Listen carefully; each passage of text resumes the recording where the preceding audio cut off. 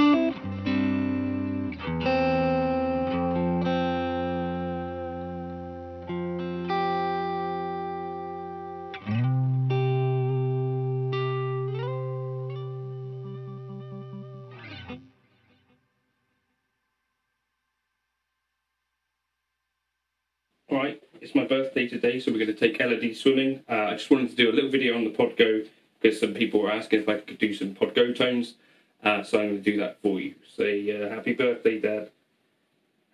Happy birthday, Dad. Happy pod go. It's been out a few years now, and I had some thoughts at the time about what it could potentially do. I really wanted the amp out to be put in a different place or be fully flexible along the chain, so that maybe you could have it amp with no IR, or maybe you could have it with no amp or IR at all. That hasn't changed.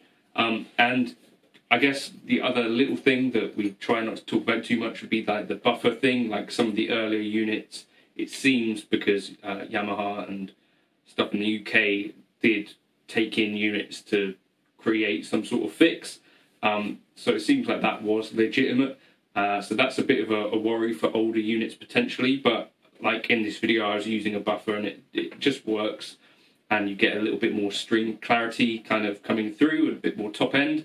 The other thing that I guess people at this point kind of know is that it isn't really on the same pace of updates as the actual Helix stuff. So like the HX Stomp, XLL, HXFX, and the Helix and Helix Native, they kind of get the full amount of updates with, you know, full poly pitch effects, which you can't do in the Podgo because of DSP limitations, as well as having things like the Cosmos Echo, which you can't do in the Podgo because of DSP limitations. So like that's the Space Echo, the Legacy Carvin Legacy Drive, can't run that in here as far as I can remember.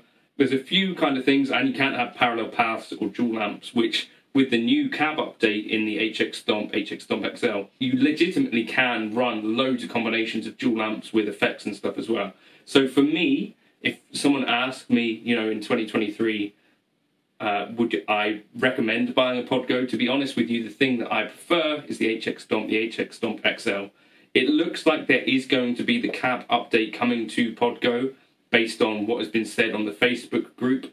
It's not clear exactly when that's going to be, and it's definitely not clear whether you'll be able to run 2 cabs, which is one of the things you can do with HX Stomp as well, that at the moment you can't do with Podgo. And I think running 2 cabs does kind of meaningfully give you a bunch of different options and more options. The positives, I think this is probably a little bit more suited to actually playing live as a unit than the HX Stomp. I think the HX Stomp XL is pretty much in the same ballpark, except without the expression pedal. I do think also some people that have gigged them in the sun, for instance, have had difficulties because there's like an optic sensor here for the wah pedal. So another thing which, you know, might be a nasty surprise if you play outside. It has a bigger colour screen, the HX Stomp and HX Stomp XL, and I think a slightly more pleasing kind of on-screen situation. You do not have capacitive touch switching though, so building presets takes a little bit longer. Aside from that, it's very much quite a similar experience, like a lot of the same types of models. Another thing that's been going on is that people in the Facebook group have been kind of jailbreaking their Podgos with sort of black label presets where they've gone into the JSON and they kind of stripped out some of the things. So you can run basically full effects change with no amps and stuff, and you get a little bit more out of it, or whatever you like to do, and maybe you could take off the wah pedal and EQ. I've not messed around with that because I'd like to keep it just as it is, so that you don't have these weird presets which may risk at some point causing issues if they do update their Podgo. But yeah, I think we're waiting on the latest update. It seems like the Podgo is sort of at least kind of 6 months behind the Helix schedule as well. So all in all, I think it's not a bad unit at all, but I think for my money, I would be more confident saying that the HX Stomp XL, clearly at this point would be the way to go over the Podgo, in my opinion. I could be wrong. Let me know your thoughts in the comments. Have you got on with the Podgo? Does it work for you? I try to get those sounds into the Podgo, so exactly the same models where DSP allows, but I think that the workflow and the lack of parallel paths is enough at this point for me to say that I would, every time, probably go for HX Stomp XL over the Podgo, probably, and especially when you layer on top some of the other issues like the buffer and that. Anyway, let's get into the preset I was using at the start. The Ulti-Plexi preset, I wanted to put together something that made use of the effects options instead of snapshots, because we've got extra buttons here. I wanted to put some stuff on there, so it's quite a versatile little preset. Dive in. If you want the preset, jump into Gumroad. There's all of my Podgo presets on there. Despite preferring the HX Stomp Helix stuff, I still do put together some stuff for this when people ask. So I got a comment the other day asking if I'd put together another Podgo preset, or, you know, give some attention to the Podgo. So I wanted to just put together this preset that you saw me using in the intro there. The cool thing about the Podgo is because we've got so many more switches, we can do different things. I tried a few different ideas on this preset actually. So the first was that the volume pedal, instead of having the position go all the way back to 0, I'm having it go back to 70 so that we can get a bit softer.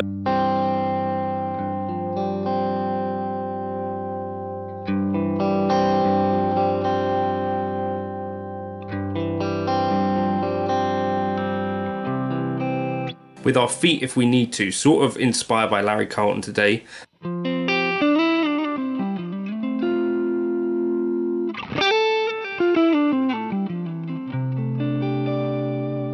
The other thing is we've got a compressor that we could chuck on here.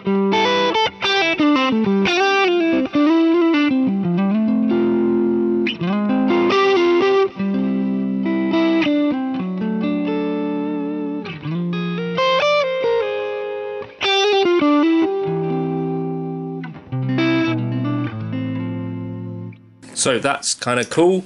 The drive that I've got here is the Stupa OD at the moment. I would consider trying any other drive as well as this. I think any could do a good job. The Hedgehog, for instance, maybe. Maybe the Timmy.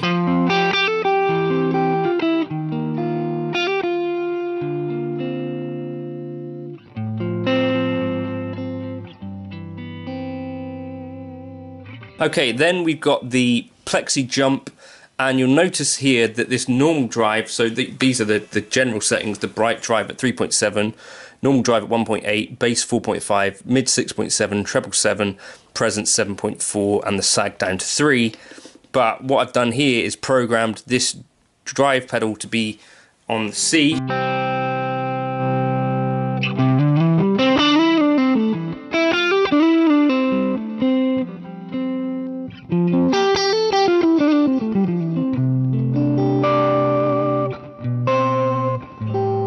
So we can do that sort of thing with that if we like.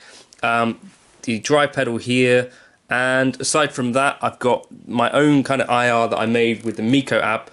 The thing is that we don't yet have the new cabs with Podgo, but it seems likely from what has been said on the Facebook group that the Podgo will have that updated cab engine. I don't know if we'll be able to do dual cabs, but I did this kind of dual mic setup in Miko, which is involving an EVM speaker with an E906 and a ribbon microphone, so I thought that was quite a nice balance.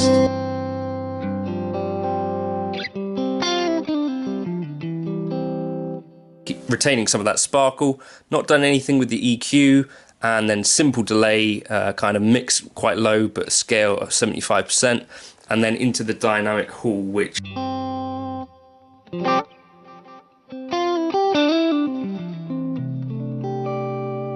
I think is a beautiful reverb. So I think it's definitely possible to get some great tones out of the Podgo. Question, should you buffer or not? If you have an old Podgo, I am actually buffering this one, and I find you get a bit more of that string clarity coming through. If you have a wireless model or a more modern model, then probably don't need to worry about that, but give it a try and see if you prefer the tones or not.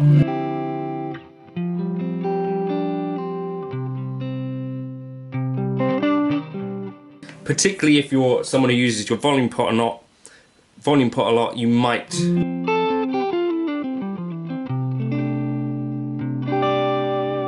prefer the Podgo with a buffer in front. I hope that's a helpful video. Jump into the Gumroad if you want this Ultiplex preset. I'll drop that into the folder, and if you want me to recreate this for HX Stomp, instead of using snapshots, I wanted to have it all at your feet so you can kind of build your own kind of tones out of that. So volume on here, back off for a little bit lighter, here for a bit more gain, here for a compressor, and here for a drive. So have some fun with that, I guess.